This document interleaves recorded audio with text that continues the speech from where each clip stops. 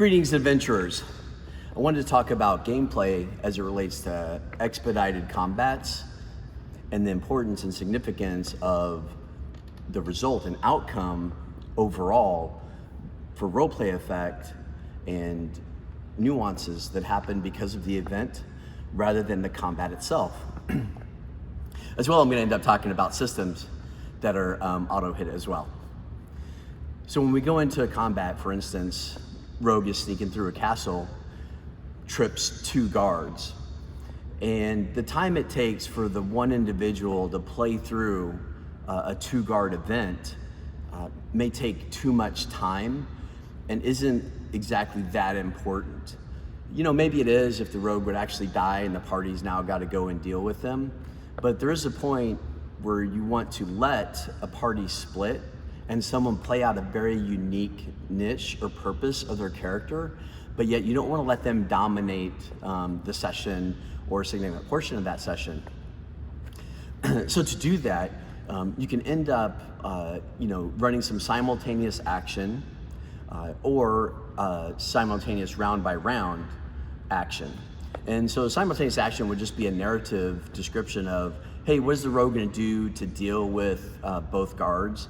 And then depending on what they say or what special abilities they have or use, special weapons, magical weapons, maybe they have spells as well as a rogue, that would easily allow them to eliminate the guards or put them to sleep so that they can move on. But then at the same time, the guards would also simultaneously act. So maybe you roll, half damage for the guards, giving them an auto hit as well against the rogue. Maybe you just let them roll 2 hit, and if they hit, they automatically deal half damage. The rogue, though, maybe you want to find out if they just wound a guard. And so maybe they make 2 hit rolls as a simultaneous action. And so if one misses and one hits, then you can rule that they either kill the one guard that they auto hit, and then wound the other that enough that the rogue will be able to escape. However, the guard will be able to do other actions that are significant and important. Maybe the rogue is able to wound both of them, but with the miss, that meant that the rogue will take damage, and so the guard is able to roll damage against the rogue now. Very quickly sets up a condition where you have some roleplay mechanics and dynamics that have happened and will set the tone for what happens next for the rogue and for the party itself to get re-engaged. So it's using these things in a variety of ways that can make gameplay more fun and dynamic and get to the more important combats or the more important social aspects of that event. So in this case, if the rogue was sneaking into that castle to steal a weapon or an item, then now maybe they're able to get to the room, and if they didn't properly deal with the guards, maybe the guards are able to alert other guards. Maybe the wounded guard is able to get to a certain location and then able to alert more guards, but because they were wounded, it will take longer. If the rogue misses on both their rolls, attack rolls, you may not say that, then they just lose and now it's even worse, right? You could end up still allowing for the rogue to end up winning that scenario as a small, unimportant combat because their character is powerful enough they would in the long run anyways. So instead of maybe just giving 2 damage rolls to the rogue, you now set the tone of like, okay, it takes you, 1 minute to actually deal with these guards. And now because of that, you've killed them and eliminating them, except now there are other guards that are coming along as a patrol or someone else that is coming into the area, and now you have to deal with that. So there's lots of different ways to manage that. This is the value of just allowing for auto hits, auto damage as max damage or half damage, or doing auto hit and auto max damage or auto kill.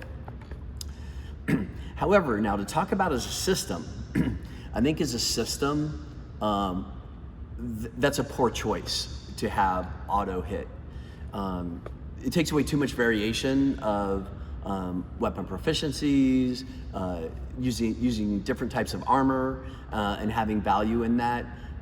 a person's abilities as they grow, they lose that aspect. And any system can easily become auto hit. You just choose to make it that way and incorporate in a way that makes sense. And so to use it as an entire tactical combat, certainly that has flair and favor towards certain people that don't want to do any tactical combat. But when we look at all the variations that are possible for gameplay, there is a time that a more tactical combat adds a new element. After you've played 20 sessions of the same thing, it's always auto hit, auto damage. You don't have that anymore. And if you always play tactical, then you lose this fun dynamic of a role play stylized narrative, of what can happen, that feeds the story, feeds the adventure, versus like trying to railroad something or storyboarding, and avoids the drum down of sandbox, knee deep in the woods. Everything's got to be tactically drawn out while the players sit and watch. So, if you like what I'm talking about, please hit the like button. It's really going to help me move forward. Go ahead and subscribe as well. The more followers I get, the sooner I'll get to pre-launch. I was thinking fall, just kind of things are just kind of starting off slow, with YouTube and social media, but going to conventions, people are really seeing the effects and differences in my system. So I encourage you, go onto my website. On the main page is a free gameplay download, as well as some other content. If you sign up as a member, there's additional free content, and membership is free. Things like, maybe you want information about a 7-page religious sect to incorporate that's a beehive order. As well, the Game Master can end up requesting and getting the Game Master version, which turns it into a cult and has different issues for the player if it's their background, or can be separately introduced as an entire cult group that a whole party has to deal with no prior backstory written in there. So there's lots of options, to follow me and keep track of what's going on. And soon enough, you'll hear about me going into pre-launch. So let's look forward to it in winter, spring of 2026. Adventure well.